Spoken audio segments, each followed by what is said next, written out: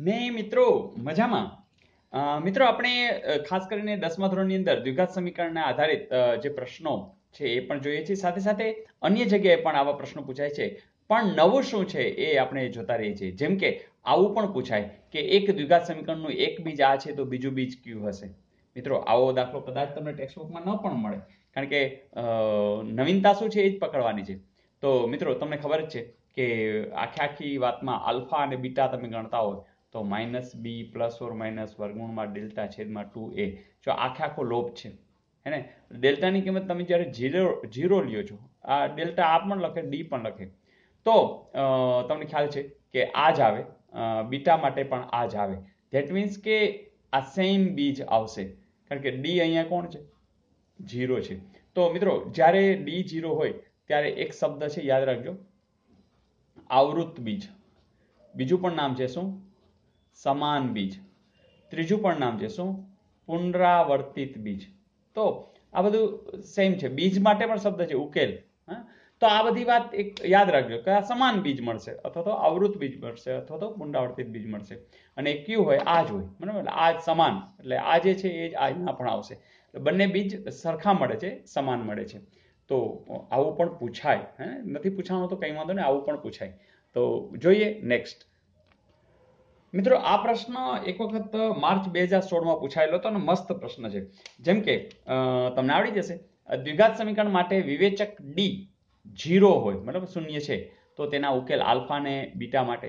મિત્રો તમે જાણો જ છો કે આલ્ફા બરાબર શું આવે? બીટા. પણ એને એવું નથી પૂછ્યું, તમે ઉતાવળમાં આ ન કરી નાખતા. એને પૂછ્યું છે શક્ય નથી, એટલે કે આ છે એ આવશે નહીં, કારણ કે તો શક્ય છે. બીજી વાત, ધારો કે બીટાને તમે આ બાજુ લઈ જાઓ તો આલ્ફા ઓછા બીટા બરાબર 0. એ પણ મતલબ કે આ પણ શક્ય છે, એટલે આ પણ નહીં આવે. ત્રીજી વાત, જો આ બે સરખા હોય તો એનો સરવાળો કરો, એટલે કે આલ્ફા બરાબર બીટા હોય, બરાબર, એટલે કે બીટા બરાબર આલ્ફા હોય. તો જો આલ્ફા અને બીટાનો સરવાળો કરો છે તો શું થાય? આલ્ફા વત્તા બીટા ઈ બરાબર 2 આલ્ફા, બરાબર. તો બીટા અને આલ્ફા તો સરખા જ છે, તો 2 આલ્ફા પણ લખી શકાય, એટલે આ પણ શક્ય નથી. ધેટ મીન્સ આપણે જવાબ આવશે આલ્ફા વત્તા બીટા બરાબર 0. Is it okay? તો આવું પણ આવી શકે છે. જોઈએ નેક્સ્ટ.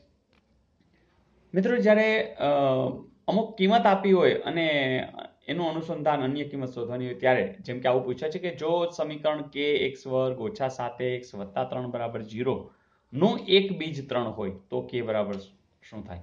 મિત્રો એક બીજ 3 હોવું એટલે શું? એક ઉકેલ 3 હોવો એટલે શું? તમને ખબર છે કે x ની કિંમત 3 લેવી. તો જુઓ જોઈએ, કે ઇન્ટુ 3 નો વર્ગ લખી લો 9 ઓછા 7 ગુણ્યા 3 ઓછા 21 વત્તા 3 બરાબર 0. મિત્રો તમને ખબર છે ઓછા 21 વત્તા 3 એટલે ઓછા 18, ઓછા 18 ઓ બાજુ વહી જશે એટલે 9k, કે ગુણ્યા 9 કે 9k બરાબર ઓછા 18 આ બાજુ ગયા એટલે વત્તા 18. એનો અર્થ કે k બરાબર 18 ના છેદમાં 9 એટલે કે 2. એવો જવાબ છે, જરૂર છે. તો મિત્રો આવા સમ અગાઉ પૂછાયેલા, પૂછી શકાય પણ ખરા. તો પૂછાયેલા અને પૂછી શકાય તેવા. તો રોજ નવું શીખતા જઈએ તો ક્યાંય વાંધો આવે નહીં. પછી આપણે બિંદાસ પેપર દેવા જઈ શકીએ અને કહીએ પણ ખરા કે હવે તમારે પૂછવું હોય તે પૂછો. તો હોમવર્ક આપી દઉં ને? ચાલો આપી દઉં. તો દ્વિઘાત સમીકરણ આપ્યું જ છે, x વર્ગ વત્તા x વત્તા 1 બરાબર 0 ના વિવેચક માટે શું સાચું છે? તો આ a, આ b, આ c અથવા d.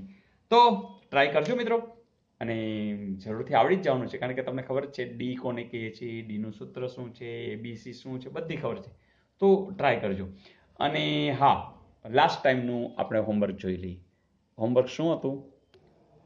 મિત્રો આવું પૂછ્યું હતું કે x વત્તા 1 ના છેદમાં x બરાબર ઓછા 5 નો વિવેચક શું થાય? પણ તમને ખબર છે કે આવું સમીકરણ નહીં, આપણે દ્વિઘાત સમીકરણમાં મૂકવું છે. એટલે તમને ખબર છે કે અહીંયા કોઈ નથી તો કોણ છે? 1. એટલે 1 અને x એનો લસા કેટલા હશે? x. એટલે ચોકડી ગુણાકાર થશે, કારણ કે આ બેનો ગુણાકાર જો અહીંયા આવ્યો હોય તો આ ગુણાકાર આમ કરો, x વર્ગ વત્તા આ બે ગુણાકાર 1 બરાબર ઓછા 5. ચાલો x ને આ બાજુ લઈ જાઓ, એટલે કે શું આવશે? x વર્ગ વત્તા 1 બરાબર ઓછા 5x. ઓછા 5x હવે આખે આખા આ બાજુ લઈ જાઓ એટલે વત્તા થઈ જશે, એટલે શું આવશે? x વર્ગ વત્તા 5x વત્તા 1 બરાબર 0. જોજો હવે દ્વિઘાત સમીકરણ છે. તમે કહેશો હા સર, અને હવે તમને ખબર છે કે તમે ax વર્ગ વત્તા bx વત્તા c બરાબર 0 સાથે સરખાવશો તો તમને કિંમત મળશે. ચલો a બરાબર કેટલા છે?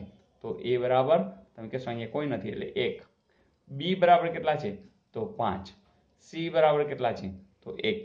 અને આપણે ડેલ્ટા એટલે કે વિવેચક d નું સૂત્ર પણ જાણીએ છીએ, b વર્ગ ઓછા 4ac. ચાલો b નો વર્ગ 25 ઓછા 4ac, 4 ગુણ્યા 1 ગુણ્યા 1, એનો અર્થ કે જવાબ શું આવશે? 21. તો આપણો જવાબ અહીંયા રેડી છે. તો જે લોકોએ 21 જવાબ લખ્યો છે એ સાચો છે. પણ મિત્રો આટલું આ તો આપણે અત્યારે આપણે કરી, બાકી અહીંથી જ ખબર પડે. b વર્ગ એટલે ખબર છે 25 ઓછા 4ac એટલે 4, એટલે 25 ઓછા 4 એટલે 21 અહીંથી જ થઈ જાય. આ તો આવું બધું અત્યારે આપણે મૂકીએ, કારણ કે જે અમુક લોકો જે નવા છે એમના માટે આ પ્રેક્ટિસમાં કામ આવે એટલે. તો મજા આવી દોસ્તો. તો મિત્રો આવું પણ પૂછાય છે, પૂછી શકાય પણ છે. તો જરા બધા સમ આવડવા જોઈએ. કંઈક નવું મળી જાય તો રાજી થવાનું, અને તમારી જે નોટ છે એમાં લખી લેજો. તો કાલે નવી તૈયારી સાથે મિલતે હે બ્રેક કે બાદ. પણ કોમેન્ટ ભૂલાય નહીં. આવજો.